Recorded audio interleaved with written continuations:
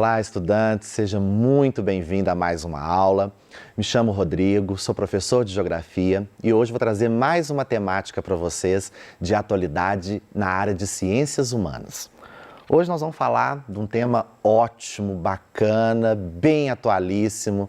Já foi muitas questões de prova, já caiu como tema de redação, falar sobre globalização. Nós vamos entender um pouco o que significa essa globalização, quando ganhamos esse nome, falar globalização, quando começou, né? Vamos pegar um pouco desse processo histórico de formação dessa aldeia global, né? Hoje a gente se fala muitos autores classificam como a verdadeira aldeia global. Como é que está essa globalização? Será que todo mundo participa desse processo? Será que todas as pessoas usufruem da globalização? Será que nós não temos desigualdades em relação à globalização? É isso, nós vamos discutir um pouco sobre isso.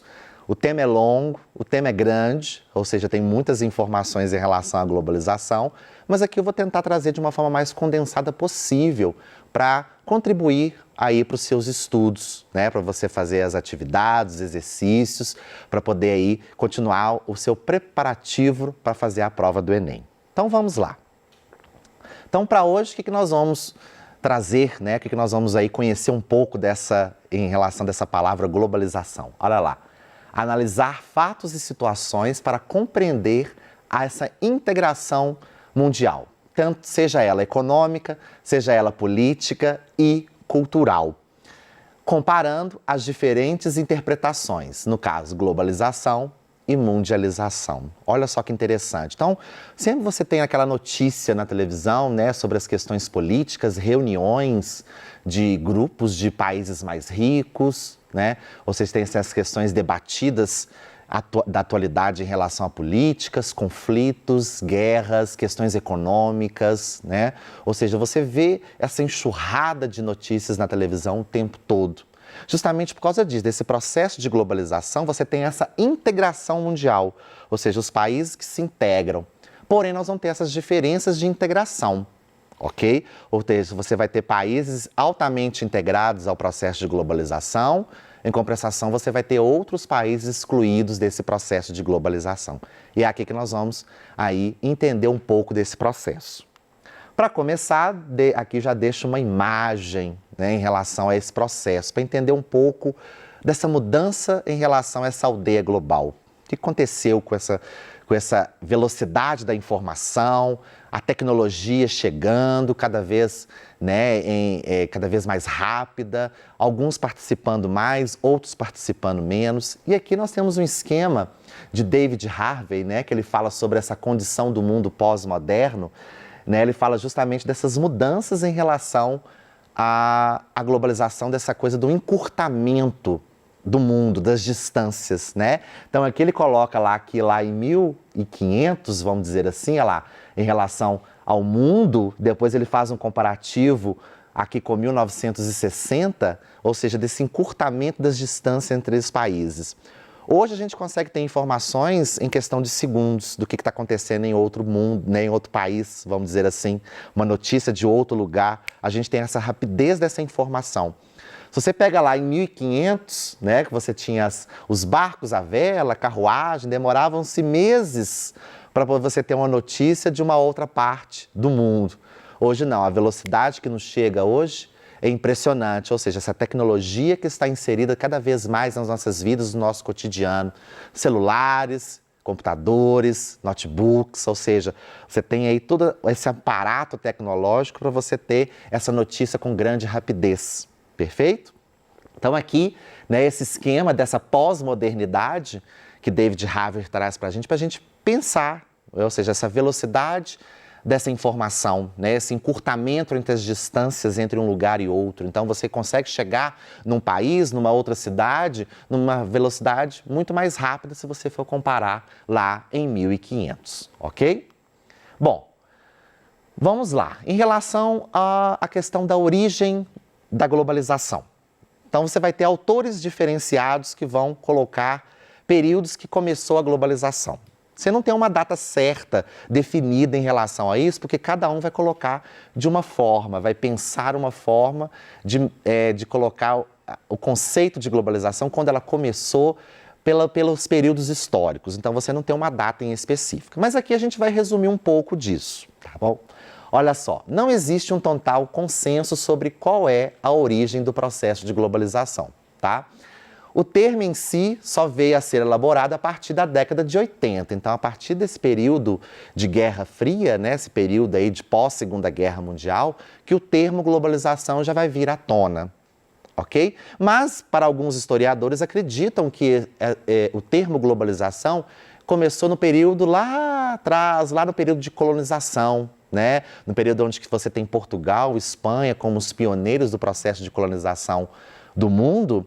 Acredita-se que ali já começa o processo de trocas comerciais, já começa o processo de integração e ali já começa a formação aí desse processo, ok?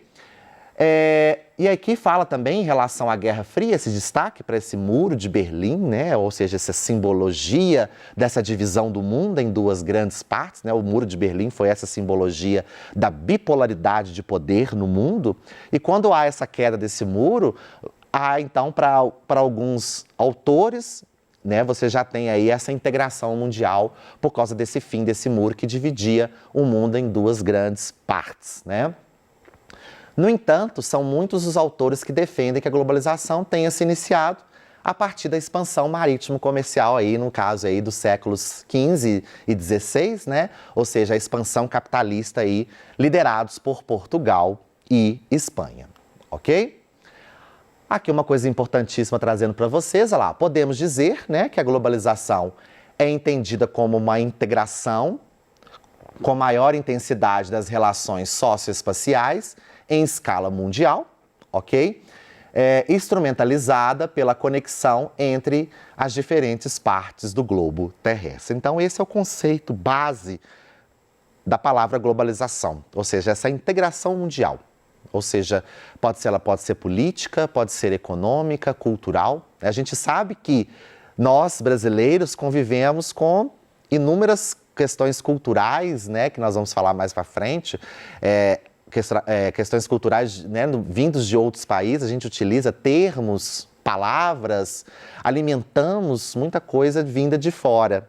A gente tem esse hábito, tornou essa coisa cultural do outro país que insere no nosso, né, justamente porque esse processo de globalização, esse processo de integração, trouxe essas diferenças, línguas, né? Você tem aí o inglês, o francês como grandes línguas de referência hoje, justamente por causa dessas questões culturais, políticas e econômicas necessárias para você aprender, tem que falar, para poder conectar com o mundo, né? Então, quando você fala dessa integração, você fala também dessa questão cultural que interfere também em nossas vidas, né? No nosso cotidiano, tá? Olha só, uma coisa aqui importantíssima, né, falando sobre essa questão da revolução técnico-científico-informacional, pegando David Harvey lá no início, né, daquele desenho, dessa integração, desse encurtamento de distâncias, aqui nós temos aí, ó, o desenvolvimento e a expansão dos sistemas de comunicação por satélites, informática, transporte e telefonia, né, proporcionaram o aparato técnico e estrutural para a intensificação das relações socioeconômicas em âmbito mundial. A gente convive aí, né, com cada vez aparelhos celulares cada vez mais modernos, né? Tá aí nossos dia a dia, cada vez, né, se você tem a tecnologia cada vez avançada, o aparelho, você tem a telefonia, né, quando você pega lá a telefonia, década de 50, início de 1900, né, era uma forma de se comunicar, hoje é com muito mais rapidez, né, você tem a internet no próprio telefone, olha só como é que há essa expansão desse processo tecnológico, por isso que é conhecido como essa revolução, essa terceira revolução industrial, né, também conhecida também como a revolução técnico-científico informacional. O que isso quer dizer, né? Que uma vez que, por meio dos avanços tecnológicos obtidos, tá, foi possível promover maior integração econômica e cultural entre regiões e países de diferentes pontos do planeta, né? Então, você tem aí a primeira revolução industrial, que é o processo das primeiras indústrias sendo instaladas na região da Europa. Você já tem um outro processo da segunda revolução industrial e nós já estamos aí, que já vai entrar aí a questão do petróleo, né? Na segunda revolução industrial já vai ter a queima de combustíveis fósseis, né? Já vai começar a expansão disso. E na terceira aí que nós vamos ter essa revolução técnico-informacional, ou seja, a tecnologia implementada no mundo, né? Ou seja, as pessoas participando dessa revolução. Então hoje a velocidade entre elas é cada vez maior, né? E o geógrafo Milton Santos, importante geógrafo aí, que vai fazer algumas colocações e críticas, claro, em relação a essa globalização, ele colocou 3 pontos importantes aqui. Olha só, em sua renomada obra Por uma Outra Globalização, porque a gente também tem que pensar numa globalização, será que ela é totalmente positiva? Boa para todo mundo participa dessa globalização? Será que todas as pessoas estão envolvidas nesse processo de globalização? É aí que Milton Santos vem fazer com as suas críticas, tá? Divide esse fenômeno em 3 abordagens. Então ele fala o seguinte: a globalização como fábula. O que isso quer dizer, né? Sempre é nos contado que a globalização é perfeita, maravilhosa, né? É isso que é a crítica que ele faz, que é aquilo que nos colocam, aquilo que nos impõe. Né? Fala assim, a globalização é isso, é perfeita, todo mundo participa, não há desigualdade. É isso as críticas que Milton Santos vai fazer em relação a esse processo de aldeia global, né? A globalização como perversidade, da forma como realmente é, ou seja, porque no primeiro momento coloca-nos a globalização, ou seja, a forma global, todo mundo participa. É assim que é nos colocado, é assim que é feito, falar de globalização, todo mundo está participando, todo mundo tem aparato tecnológico, todo mundo participa de forma igual, economicamente todo mundo igual, é assim que nos coloca, por isso que ele fala da globalização como fábula.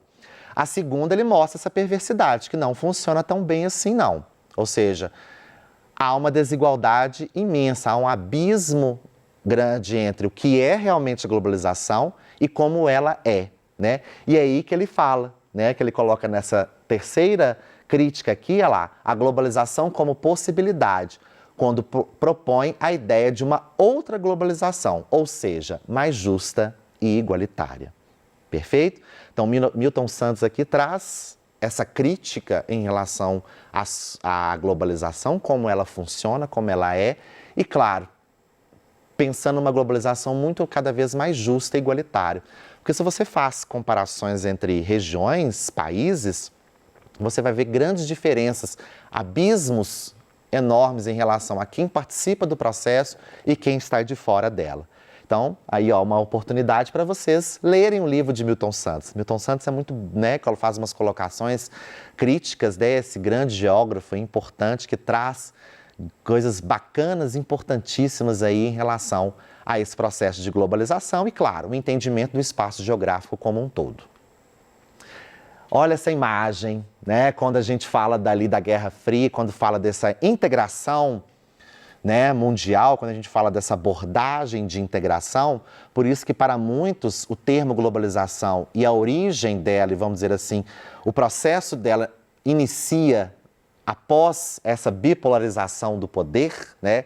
Quando você tinha ali o período de pós-guerra, onde 2 países se ressurgem como as grandes lideranças mundiais, no caso aí Estados Unidos e a antiga e extinta União Soviética. Então você tinha aí 2 polos de poder, então o mundo dividido em 2, ou seja, quem estava no bloco dos socialistas e quem estava no bloco dos capitalistas, ok? Então você tinha ali esses 2 blocos, então, ou seja, ou você era de uma parte ou você era de outra. Então você não tinha uma integração entre esses países. Por isso que, para muitos, a globalização ela surge aqui, pós essa queda do Muro de Berlim, né? Pós o fim dessa bipolarização e, claro, consequentemente, a multipolarização. Então hoje a gente vivencia essa grande quantidade de polos de poder. Então você já não tem mais 2 somente grandes polos de poder, você já tem vários polos de poder. Então você tem os polos de poder asiático, você tem os polos de poder europeu, você tem os polos de poder do continente americano, você tem esses polos de poder aí que vão vão se espalhar pelo mundo.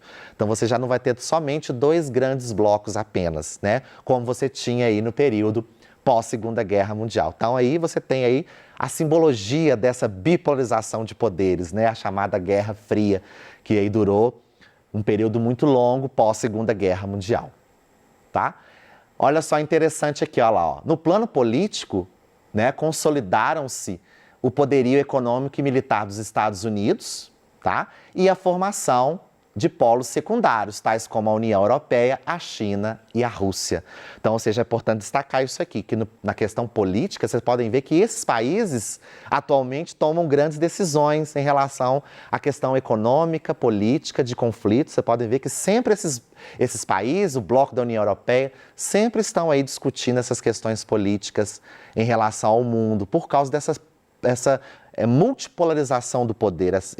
Você vai ter esses polos de poder que vão tomar decisões de forma mundial aí, tá? E no caso aqui, né, a globalização e a mundialização, né, que enquanto a globalização enfatiza os processos de natureza econômica e tecnológica, a mundialização vai sobressair os processos culturais, né? E é aí que a mundialização chega para a gente em relação à língua, à cultura, que vão sendo inseridas e muitas vezes a gente tem que tomar muito cuidado dessa imposição cultural de um outro país sobre o nosso, que isso é uma coisa perigosa, porque você pode perder muitas vezes aquela cultura sua em detrimento de uma outra diferente fora. É uma coisa que são discutidas e há um perigo em relação a isso, a gente perder muitas vezes a origem da nossa cultura em detrimento aí, muitas vezes, de uma outra cultura vinda de fora. Por isso, essa preocupação em relação à mundialização, tá? E claro, né, como todo assunto é bom, é longo, mas a gente precisa encerrar, fechar, e aqui eu vou colocar algumas considerações em relação ao que nós vimos aí e, claro, contribuir um pouco mais para os seus estudos aí, para você fazer uma boa prova do Enem. Vamos lá. A globalização é um dos termos mais frequentemente empregados para descrever a atual conjuntura do sistema capitalista e sua consolidação no mundo, né? Então vamos pegar aquela questão da bipolarização lá no início, ou seja, né, esse bloco liderado pelos Estados Unidos vence, vamos dizer assim, esse período da guerra, né, da Guerra Fria, e aí o capitalismo se consolida como o principal sistema no mundo hoje, né? Esse processo, porém, ocorre em diferentes escalas, ok? E possui consequências distintas entre os países, sendo as nações ricas as principais beneficiadas pela globalização, pois, entre outros fatores, expandem seu mercado consumidor por intermédio de suas empresas transnacionais. Viu como há uma crítica em relação a Milton Santos, quando ele coloca lá aquelas 3 questões em relação a essa globalização? Por causa disso. Ou seja, há um benefício mínimo nesse processo de globalização. Nem todos participam juntamente, né, em conjunto em relação a esse processo. E claro, as empresas transnacionais, que são as empresas principalmente localizadas em países, né, que são de origem, né, que são aí de matriz nos países desenvolvidos, instalam-se nos países subdesenvolvidos e muitas dessas empresas enriquecem nesses países e por isso não tem uma participação de todo mundo nesse processo, tá? E além de fatores econômicos e sociais, a globalização também interfere nos aspectos culturais de uma determinada população, como já frisei aqui para vocês, tá? O grande fluxo de informações obtidas por meio de programas televisivos e principalmente pela internet exerce influência em alguns hábitos humanos. Então, essa é a questão, essa é a preocupação nesse processo de mundialização da cultura, né? Ou seja, até que ponto ela pode ser benéfica, mas até que ponto também ela pode trazer prejuízos culturais para uma determinada região, tá? O ponto central das críticas é os avanços tecnológicos, né, como a gente também já falou aqui, e claro, a concentração de renda, ou seja, a pouca participação aí, né, nesse processo, ou seja, se concentra boa parte da riqueza para um mínimo de pessoas e a maioria, infelizmente, não participa desse mesmo processo, tá? Então, ok, por hoje é só. Muito obrigado pela sua participação e nos vemos na próxima aula.